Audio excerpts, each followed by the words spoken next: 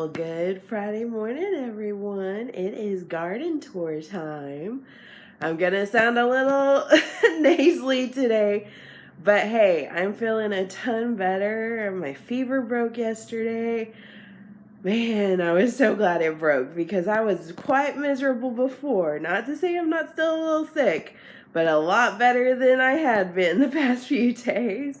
So let's see what the garden's been doing all week, shall we? All right, so all the parsley is doing great. I decided to go ahead and put it in one big, kind of big pot. It's not a huge pot, but this is one that I can just plant into the bigger pot once they're grown a little bit sturdier.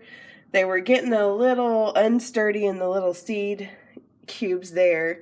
So I was like, okay. So our beets haven't popped through yet, but look here, we have a carrot that started.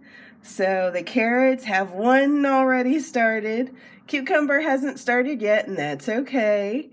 And then our little cherry tomato I brought in, it's staying healthy. It's just not growing big. So we'll see how it goes next week. And then the aloe's still doing good. Now let's go check out on the plants outside, shall we? Okay, so let's start in our fairy garden out here. Again, this spotted plant, if anybody knows what it is, it's doing great. It's a great little ground cover plant and goes wonderful in my fairy garden. Then down here we've got the aloe, and so this one did not make it. This one, well, it's still hanging in there, so I may work on it a little today, but the aloe's still doing good. Let's go see. Well, we don't have any plants over here, but we do have a cherry tomato. The other ones in there with it just didn't quite take it through the heat. And that's okay, because we have two more cherry tomatoes here, a zucchini here. We have two more cherry tomatoes here. There's our stringless beans. They're doing pretty good, and all of these have been out in the sun the past few days. There's another cherry tomato, and then zucchini. So these are all doing good. And there's a Casper cat. How you doing this morning? How you doing this morning?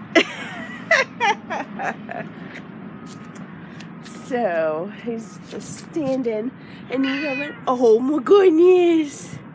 Oh my goodness, hello. Hello. Are you our garden guardian? Uh-huh. Oh my goodness. Hello, sweet boy. So he's rubbing against the pumpkins. They're doing great. Getting all big and healthy. And then here's the herbs, the spearmint, the lavender, and basil all doing great. Basil again. Mother plant's doing good.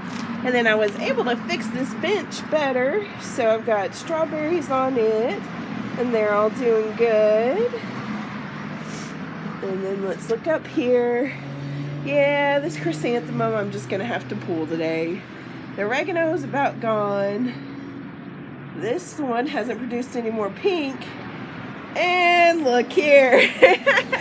So this is why I said, be careful whenever you plant this somewhere, because it will take over. But it's really good. I need to take some off today so I can have it in salad or something today. And then here's the mother spearmint over here. The jacaranda's looking better.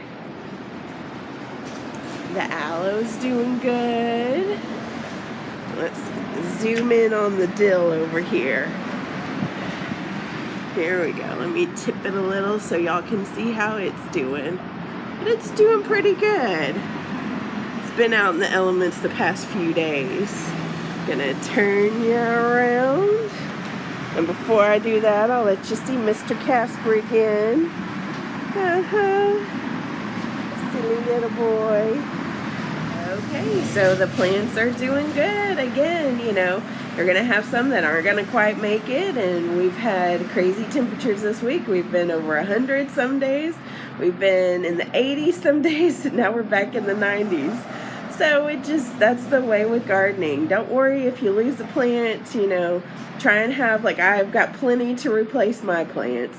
And some plants you just don't have something to replace it with, but don't feel bad. It's okay if you lose a plant while you're gardening. So I had someone ask me, you notice native and then Texas right here. I had someone ask me to tell a little bit about my experience in Texas. So I have lived in Texas pretty much all my life. I spent 4 years away at college in Tennessee, and that was a great life experience, and I'll always be thankful for it. But man, let me tell you, I had the Texas flag in my dorm room, and just a proud Texan. And that's one thing, any state you live in, I'm sure you're proud of that, including any country you live in. But I've always been a very proud Texan. And one of the reasons being is we have so many neat places here. One of the neat places I've been to is Glen Rose. It is just south of Dallas-Fort Worth. And you can go walking in some spots in the river, and you can go tubing down the river, and you can go digging at the river. And it's so neat because there are dinosaur tracks there. Dinosaur tracks next to man tracks, where it looked like a man and a dinosaur walked the same path at one time. And it's just a really neat experience.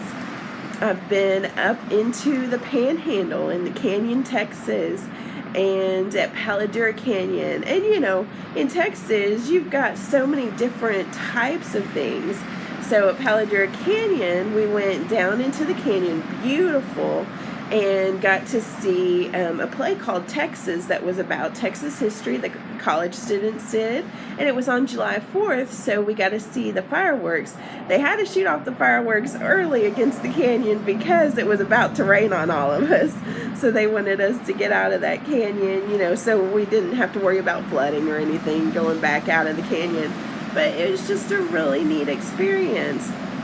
Then I've been over to West Texas in a little town called Abilene, and it's just a neat little country town, has a lot of mom and pop shops, has a few, historical places. They have a place called Frontier, Texas, that kind of gives you the history about West Texas and how it developed and things like that, and it's just really neat.